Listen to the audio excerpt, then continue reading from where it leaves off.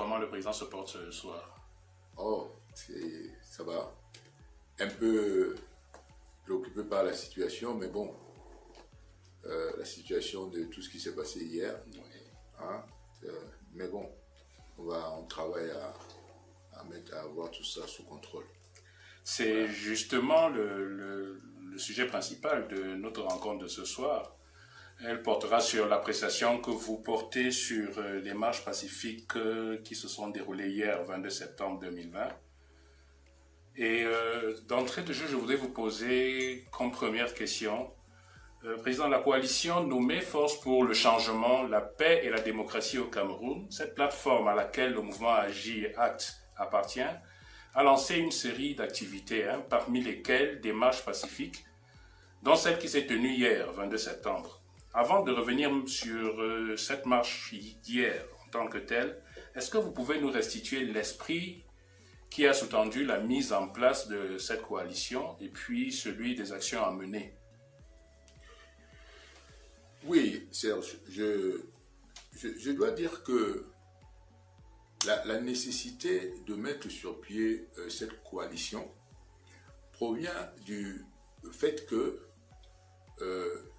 les autorités camerounaises ont lancé, n'est-ce pas, la convocation des élections régionales, n'est-ce pas, dans quelques temps. Et nous avons perçu en cela une sorte de fuite en avant.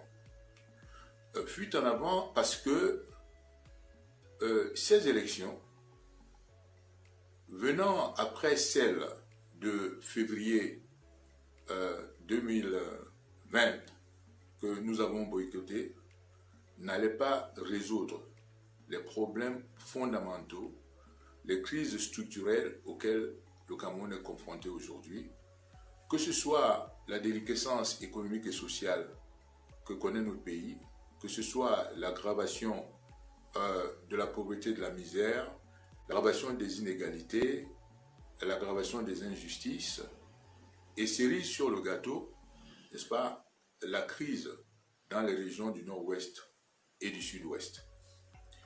Cela apparaissait clairement comme une fuite en avant. Pourquoi? Parce que nous disons, depuis les élections de février, et même avant les élections de février, c'est-à-dire les élections législatives et municipales, nous sommes en train de dire, depuis un moment, qu'il est nécessaire, n'est-ce pas, qu'il est absolument nécessaire de résoudre un certain nombre de préalables, avant, n'est-ce pas, qui sont de manière à apporter des solutions définitives aux problèmes du Cameroun. Et je dois vous dire que nous passons le temps à les rappeler. Nous ne pouvons pas continuer à faire comme si on ne se retrouvait pas devant, n'est-ce pas, une crise, la crise dans les régions du nord-ouest et du sud-ouest qui est en train de menacer le Cameroun d'implosion. Et en tant que mouvement d'influence de la société civile, j'ai souvent eu à rappeler que nous sommes un mouvement transpartisan. Nous n'appartenons pas à une chapelle politique précise. Bien entendu, nous avons dans notre manifeste la possibilité de signer des conventions de partenariat avec les organisations politiques ou apolitiques dont les idéaux convergent avec les nôtres d'une certaine manière. Et c'est ce que nous avons fait avec le MRC à l'occasion de l'élection présidentielle.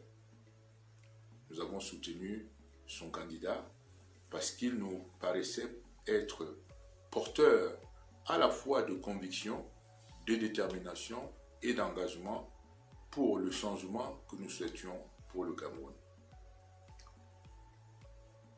À ce titre, le mouvement Acte Agir, n'est-ce pas, invite généralement à y adhérer les gens de toutes les chapelles politiques. Et la situation qui prévaut aujourd'hui devrait nous amener à aller au-delà de nos affiliations particulières, de nos sensibilités particulières, qu'elles soient politiques, partisanes, qu'elles soient religieuses, qu'elles soient même idéologiques. Nous sommes là face à une situation qui nécessite un sursaut collectif, n'est-ce pas, par rapport à notre pays. Un sursaut national. Un sursaut national. Quand je vois la manière dont la société camerounaise est fracturée selon les clivages ethniques, j'en suis pas fier. Quand je vois que l'idéal républicain, le rêve républicain qui devait animer ceux de nos ancêtres, parents, grands-parents, qui se sont dit qu'ils vont fonder, qu'ils vont faire ce pays, n'est-ce pas? J'en suis pas fier. Et quelque part, mon combat est vraiment d'être porteur, de continuer à être porteur de ce rêve républicain où nous serions tous enfants de la même République et nous serions tous frères et sœurs, n'est-ce pas, au nom de cette République. Or, le pays est aujourd'hui totalement fracturé. Et il est fracturé de jour en jour. Vous voyez, même lorsque il y a des événements comme les marches que vous avez suivies, vous voyez qu'il y a des discriminations qui se font, il y a une sorte de délit de faciès. On pourchasse les gens, il y a une sorte de chasse aux sorcières sur délit de faciès.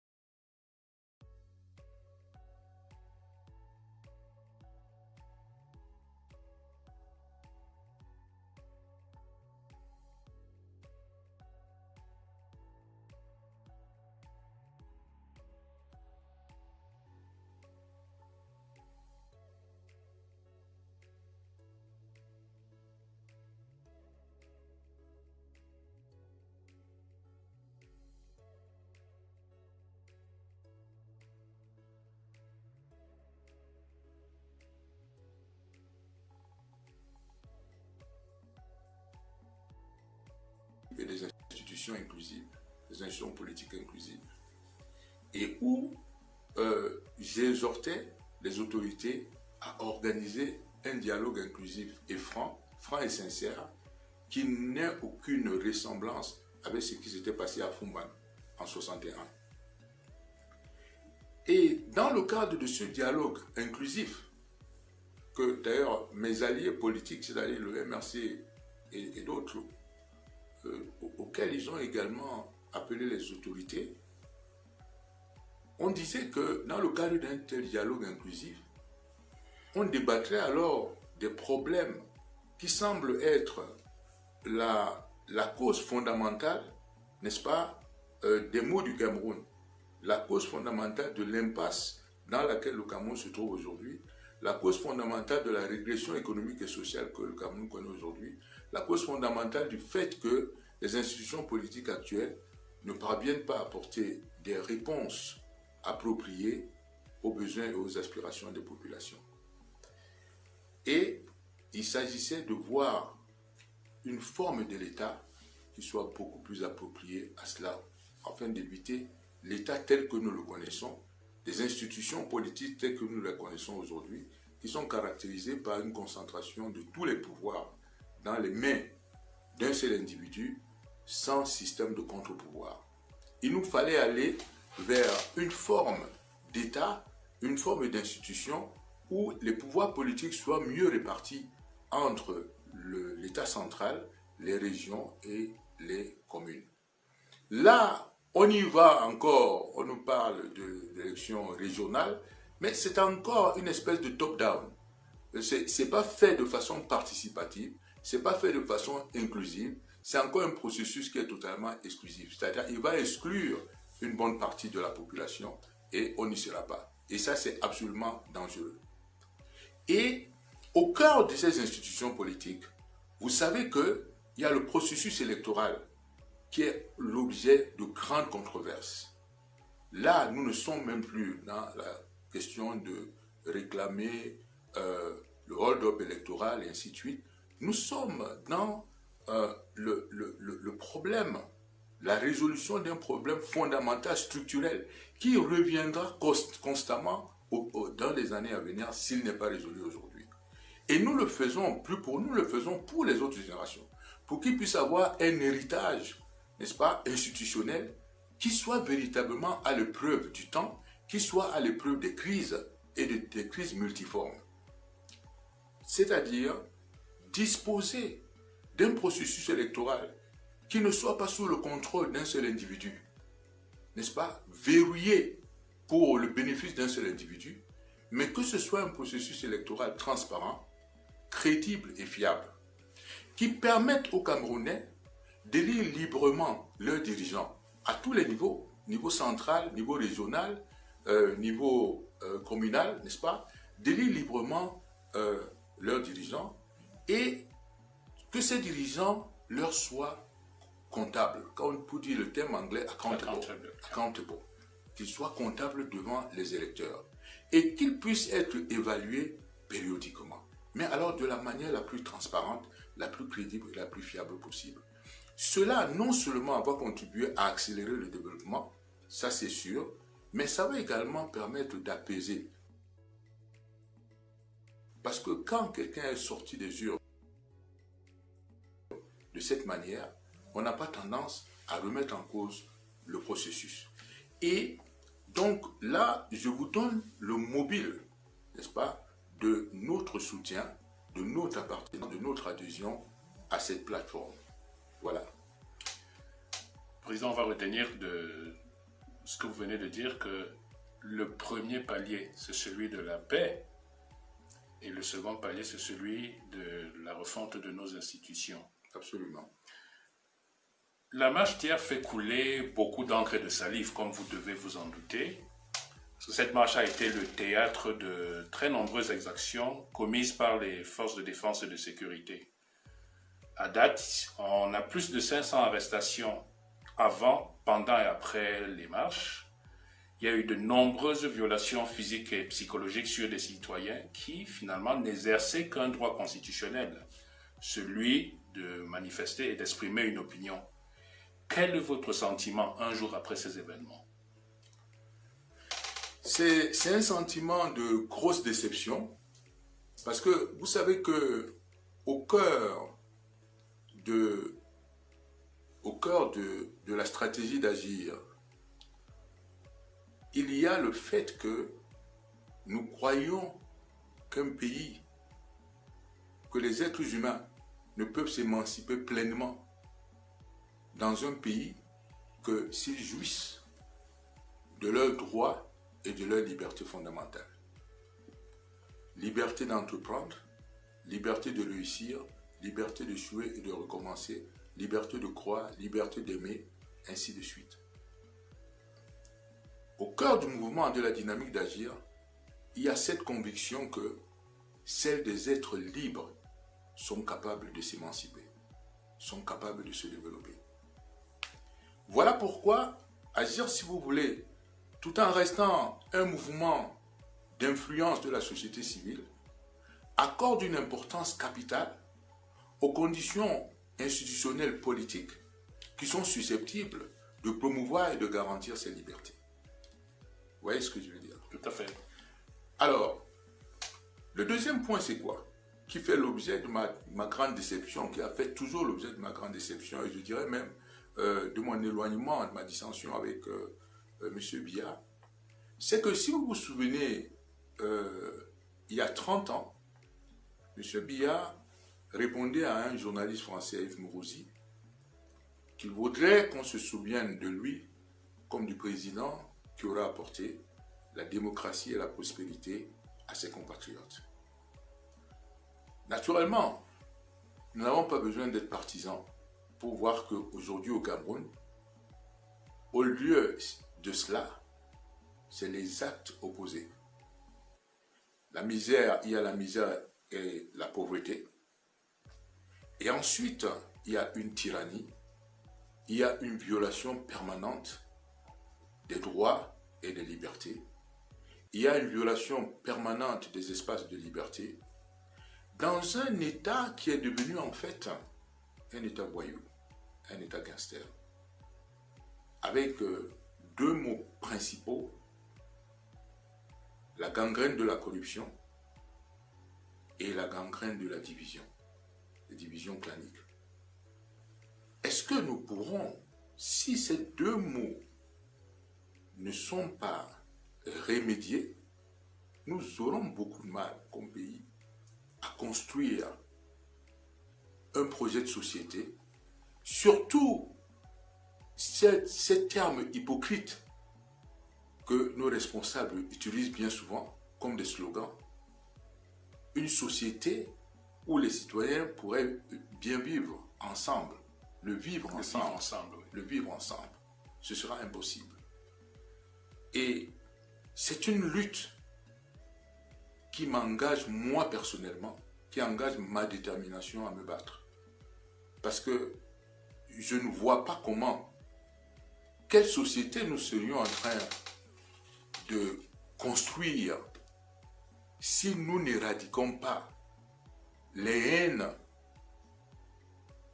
claniques, interclaniques.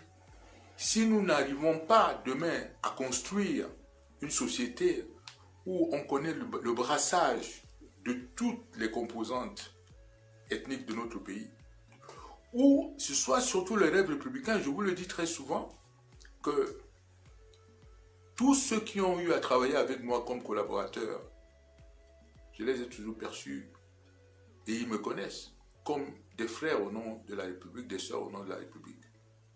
Je vous ai cité l'autre jour le cas de Abba Abba et Gilles Roger Bellinga, qui lorsque j'arrive au CED, je suis arrêté, ils sont totalement étonnés de me voir là arrêté parce qu'ils me connaissent. Et Gilles Roger Bellinga, qui avait été mon collaborateur à la SNI, je l'avais d'ailleurs envoyé surveiller le chantier du Hilton. Ensuite, il est revenu à la SNI et on l'a envoyé comme directeur général à la Société immobilière du Cameroun. Beaucoup de gens ne le savent pas, mais c'était mon collaborateur, c'est moi qui l'avais envoyé surveiller le chantier. Quand ils me voient, ils sont complètement étonnés. Et Gilles Roger Bellinga m'envoie, n'est-ce pas, le gel douche, l'eau, et ainsi de suite. C'est-à-dire que nous avons gardé ce genre de rapport. Toujours, ça c'était ma marque. Mamadou Mota, Amadou Vamoulke, Olangena, et ainsi de suite. Zogo Andela Achille, n'est-ce pas, ce sont mes frères au nom de la République. Mes frères au nom de la République. Parce que c'est comme ça que je vois ce pays-là. Je ne le vois pas autrement. Vous voyez ce que je veux dire? Tout à fait. Et donc, lorsque nous sommes dans cette situation, ça devient difficile. Mais je dois vous dire que ce qui s'est passé hier est plutôt quelque part réjouissant. De voir que face à cet arsenal répressif, à cette barbarie, n'est-ce pas, empêchant les marches, à cette menace, que des gens se sont quand même levés pour dire non, on va marcher. On va marcher. Il y en a marre. Ça veut dire que un vent nouveau, est en train de souffler. Le peuple a pris conscience de sa place dans cette société. Le plus scandaleux, c'est de voir comment des chars vont bloquer l'entrée de Maurice Kamto, l'entrée de sa résidence. Vous voyez ce que je veux dire? L'empêchant ce faisant de pouvoir marcher.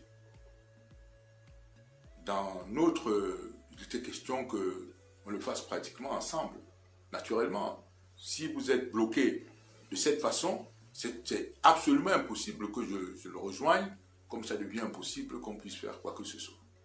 Comprenez?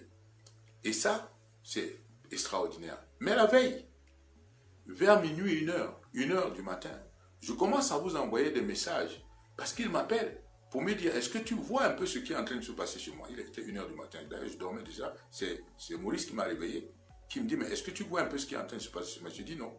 Il me dit, mais voilà, des gens sont venus, tu vois les jeunes Ben Skinner qui sont souvent devant chez moi, qui sont des volontaires qui ont décidé de me garder, mais la police est venue les pourchasser et elle est même montée sur le crâne d'un des enfants, sur le corps d'un des enfants. Et là, je suis étonné. Je fais un appel à Fouguet et je me rends compte que Fouguet est déjà sur place. Et les enfants sont déjà d'ailleurs en train de le dire quand je me mets sur Facebook pour voir ce qui se passe. Fouguet me dit, bon, je suis là, mais ça va aller. Il croit que ça va aller, mais en fait, ça se terminera par son interpellation. Avant la marche. Comprenez? Avant la marche.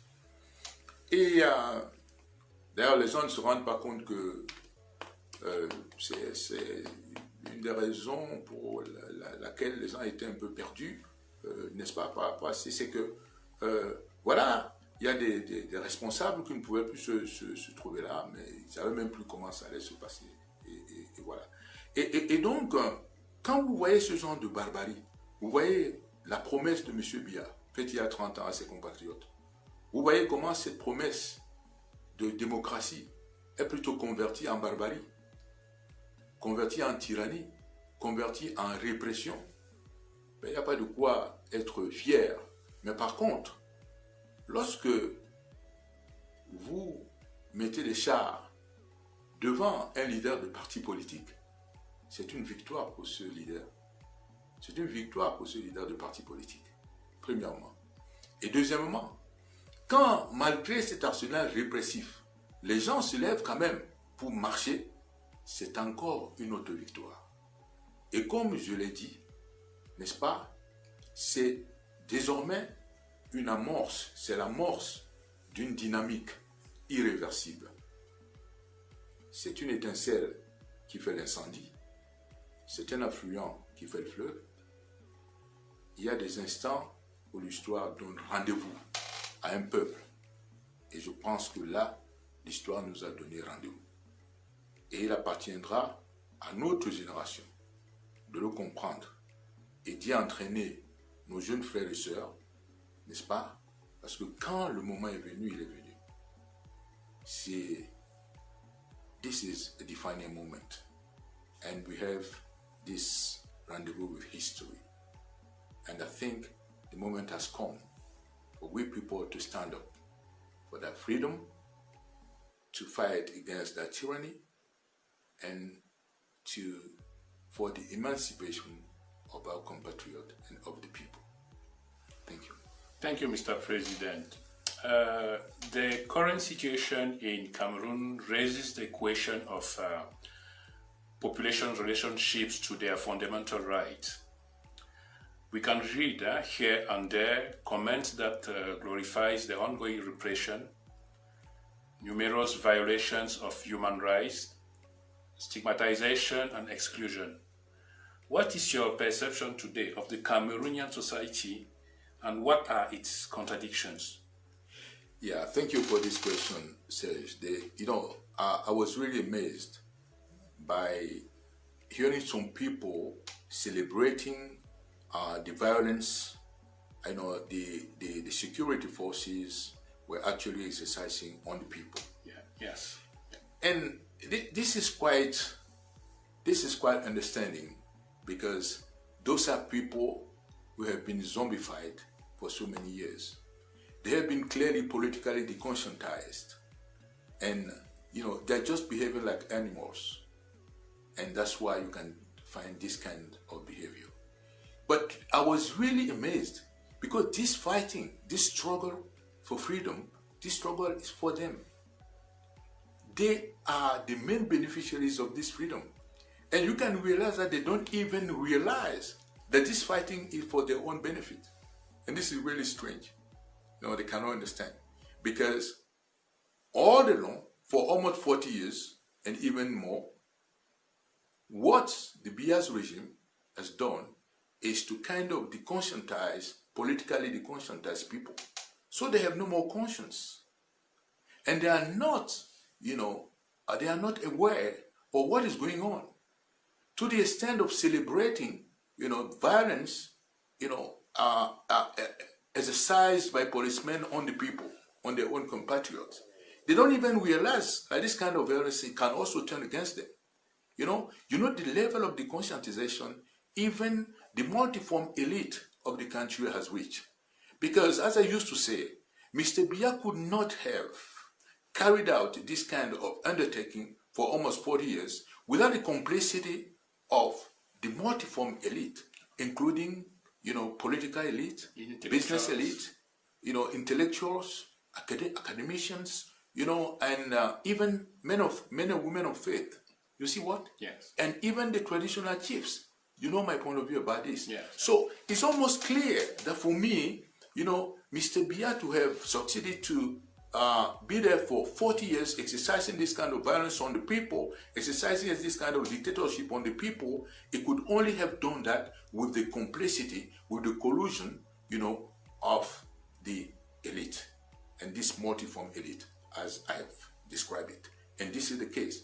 And now, because the people have suffered so much, they have realized that they should take their destiny in their own hands, and time has come for them. And now they're standing up, they're raising up, for their own rights. And that's why I'm saying that this dynamics that we have witnessed yesterday is a kind of irreversible moment. This is a defining moment. It's not going to stop anymore. It's a kind of reversible dynamics. And we see, because only a small spark make a fire, and only an affluent make a river, And this is exactly what you're observing now. And clearly, when you compare this amount of arsenal of repression that we have witnessed yesterday, and you can again see that people standing up for their right. They went out to really voice out their concerns about enough is enough. You believe me, this is a dynamic. It has been triggered, and there's no reversion about it, and it's going to continue. And that's why I will say what you have witnessed yesterday is a success. And also, as I'm telling you, you just cannot understand why Mr. Biya has called CRM a small party. And you just cannot understand why this small party is mobilizing so many people, so many security forces, so many weapons of war, just, in front of the gates of the residence of my friend, brother, Maurice Kamto. Why is the reason? A small party has really destabilized you to the extent to put this kind of, weapon of, I will call them weapon of massive destruction, weapon of mass destruction in front of the house, in front of the residence. The guy is weaponless. It doesn't make any sense. It doesn't make any sense. The people are there naked hands, and you're mobilizing this kind of thing. So it's a victory for this political leader. This is what I can tell you. Yes, Mr. President, we are at a turning point of our history. The ongoing situation in Cameroon is deeply marked by what we have in Nosso and in the far north region, not even to talk about the social and economical crisis affecting the whole nation. What are the tenets of the new Cameroonian society according to your movement at AGI? But as I'm telling you, we believe that the root cause of the current situation, why we have actually come across all those crises, you call it economic crisis, social crisis, but even political crisis.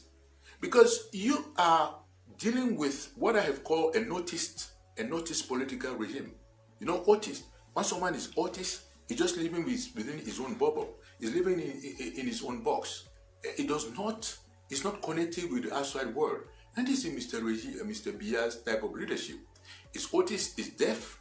It's really plagued with a kind of myopia. So he's not even seeing what is going on around him. So you can see, and the only way to check this kind of man is to have a kind of check and balances kind of political institution, because otherwise, it's long time ago that the man would have been sacked out. Definitely. But when you have this kind of current political institution, where all the political powers are really concentrated in the hands of a single individual without a system and check and balances, so then you have no way it can be checked. It has concentrated the executive power in his hands. It has concentrated the legislative power in one's hands. It has concentrated judiciary power, every power, even information and so on and so forth. So how? So that's why we are saying that. And because he's a noticed guy, because he's plagued with myopia, he's not even able to see what is going on the field. He was not able to see what is going on the southwest and the northwest regions. You know, for 4 years, you know, a simple strike that started with the claims and the grievances of lawyers and the teachers, you know, has escalated over 4 years to become, you know, an armed conflict. Claiming more than 3,000 deaths, more than 300, villages burned down, and 1 million persons displaced internally and externally. How someone can do that? And the whole world has been urging Mr. Biya to organize an inclusive dialogue so that getting people around the table, not only people siding with him, but also the separatists, people who does not agree with him. This is what we call dialogue. A dialogue is not with the people who are siding with you, the people who are agreeing with you. No. Then if you are sitting down, you are sitting around the table with people who are going to consent with you, who are going to make you salam alek, then there's no more dialogue. A dialogue should be organized between people who are not agreeing with you. You're in a kind of dissension. Then you're going to talk about the real issue of the country and to reach a kind of consensual solution. This is what we are saying. You see, that the man should organize an inclusive dialogue. But from now, what I'm seeing now, I will tell you frankly that I don't see anymore Mr. Biya at this age being able to organize this inclusive dialogue. And I mean, let's put it frankly, at this age, what do you people expect from him at this age? What do you people expect from him? For anyone, any ordinary human being who has spent about 40 years in power, isn't it normal for him to say, okay, I've done my share. I'm going to resign, I'm going to rest and hand it over to some other one? We have reached a kind of political leadership crisis. Let's call a cat a cat. Yeah. Let's call a cat a cat. All the kind of micmac people are doing with cosmetics, you know, it's not going to change the fact of age. It's not going to change it. This is biology, you know. Of course, I can die now, but it will not be biology. But by the fact of biology, we know what it is. Understand? And this is it. And there is nothing we can change on that fact. We are going from now on, we are going to, you know, to be in a kind of turmoil because of this leadership crisis. And I will just ask you from now on to ask, where is Mr. Biya? Because to be able to really wield power, to be able to rule a country as Cameroon, it required you to be permanently active and present. Permanently active and present. You still remember what's happened during the outbreak of COVID-19? Yeah. You know, during the outburst of COVID-19, what happened? You know, the whole world leaders, chief of state, chief of governments, were in the forefront.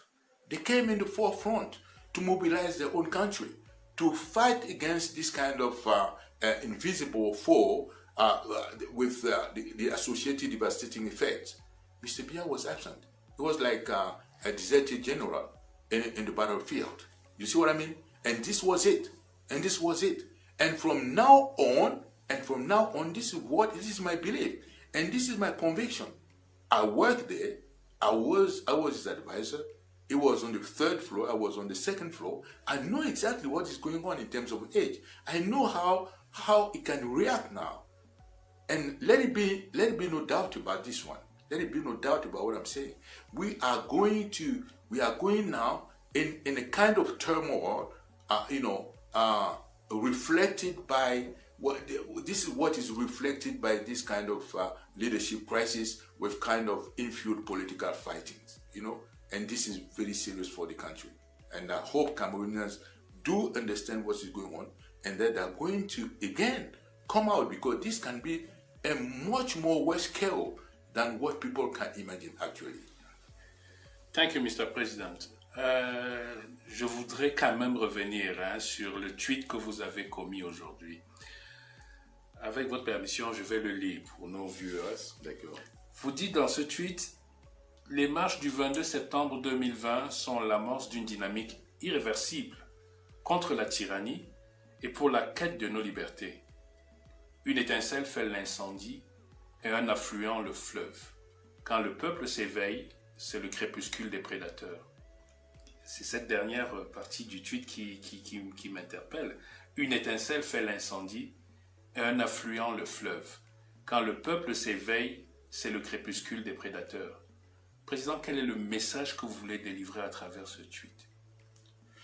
En fait, ce que je veux dire, Serge, à travers ce tweet, c'est que véritablement, quand un peuple s'élève, quand un peuple a pris conscience de son rôle, de sa souveraineté dans le jeu politique, quand il a pris conscience que son destin dépend de lui-même et rien que de lui-même, et que son devenir dépend de lui et rien que de lui-même, et qu'à un moment donné, il y a une sorte de maturation qui doit se faire mentalement, vous voyez, qui doit se faire mentalement pour arriver à faire en sorte que vous arrivez comme conclusion, comme je vous dis souvent, pour la devise du samouraï, que la mort est plus légère que la fleur du rosier. C'est-à-dire que la mort est déjà plus légère pour moi, n'est-ce pas, que de vivre dans l'esclavage, que de vivre dans l'humiliation. C'est-à-dire que vous aviez des jeunes gens qui donnaient l'impression que non, j'en ai marre de vivre cette humiliation. J'en ai marre de vivre dans cette aliénation.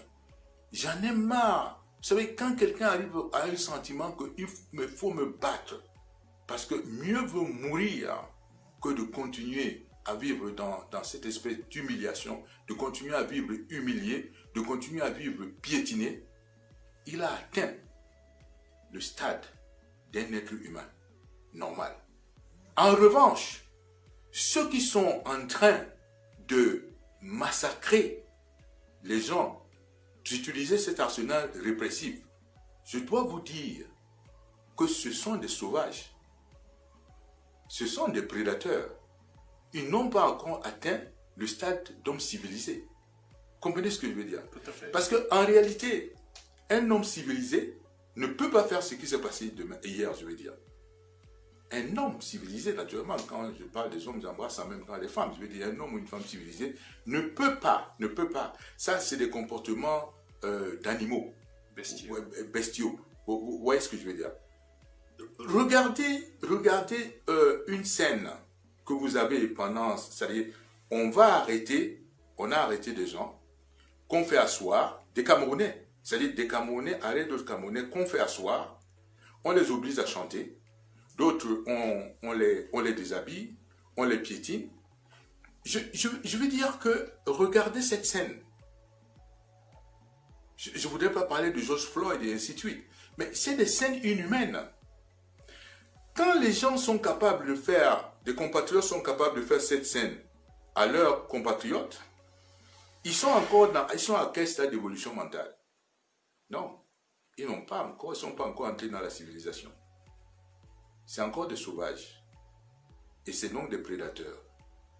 C'est pour ça que j'ai dit, comme le peuple lui s'élève, comme le peuple s'éveille, comme la conscience du peuple s'éveille, c'est le crépuscule des prédateurs. Voilà la raison de, n'est-ce pas, la fin de ce tweet que j'ai fait aujourd'hui. Merci, Président. De toute évidence, ce n'était qu'un démarrage, la journée du 22 septembre, si on s'en tient à l'esprit de la plateforme que vous avez mise en place. En attendant les autres articulations de ce qui est prévu dans le cadre de cette plateforme, est-ce que vous avez un dernier mot pour vos viewers ce soir? Ce que nous devons continuer de faire, c'est toujours ce que nous avons fait. Et je vous remercie vraiment de m'avoir accompagné toujours dans cet exercice constant d'éveilleur de conscience. Parce que c'est vraiment un exercice d'éveilleur de conscience. On peut demander très souvent, mais pourquoi je fais ça? Mais moi, je suis tellement attaché aux libertés. Et vous qui êtes avec moi dans le mouvement Agir, vous savez combien j'attache de l'importance aux libertés. C'est pour ça que j'ai cette expression, seuls des êtres libres peuvent se développer. Je n'ai jamais voulu, je ne vois pas. Je vous le répète chaque jour qu'on est ensemble. Les libertés, c'est les libertés économiques, c'est les libertés, c'est-à-dire les libertés économiques, les libertés sociologiques, ainsi de suite. Pour vous qui connaissez l'échelle de Maslow, l'échelle de Maslow, les gens sont d'abord envoyés à une sorte de besoins primaires. Lorsqu'on a garanti les besoins primaires, il y a un besoin d'appartenance, on veut appartenir à une communauté, c'est-à-dire le Cameroun, se sentir bien dans cette communauté, bien vivre. Il y a les besoins de sécurité, n'est-ce pas? Donc, en fait, les besoins primaires, ensuite les besoins de sécuriser ce que vous avez, les premiers besoins, il faut les sécuriser. Ensuite, le troisième besoin d'affirmation de soi, belonging, et le besoin d'affirmation de soi, self-esteem. Et ensuite, vous avez le dernier niveau. Alors, regardez comment c'est vertical. Et tout ça, c'est les libertés. Tout ça, c'est les libertés. Et je suis... Vous savez, dans le Cameroun vers le 3e millénaire, quand vous voyez la dédicace que je fais pour le Cameroun vers le 3e millénaire, vous allez voir là-dedans que je dis, je remercie mes parents pour avoir respecté mon libre arbitre. C'est-à-dire que c'est quelque chose... J'ai été nourri à ça, respecter mon libre arbitre, ce que je fais également pour mes enfants et ce que je fais pour tous ceux qui m'entourent. Je respecte le libre arbitre, c'est-à-dire apprendre aux gens à être libres. Et je vous remercie beaucoup d'être à côté de moi pour continuer, parce que les gens ne se rendent pas compte. Quand nous venons dans cette émission, on prépare, c'est un travail d'éveil de conscience et qui va amener les gens à se rendre compte qu'ils ne sont pas des animaux, ils sont des êtres humains. Ils sont des êtres humains qui doivent être différenciés.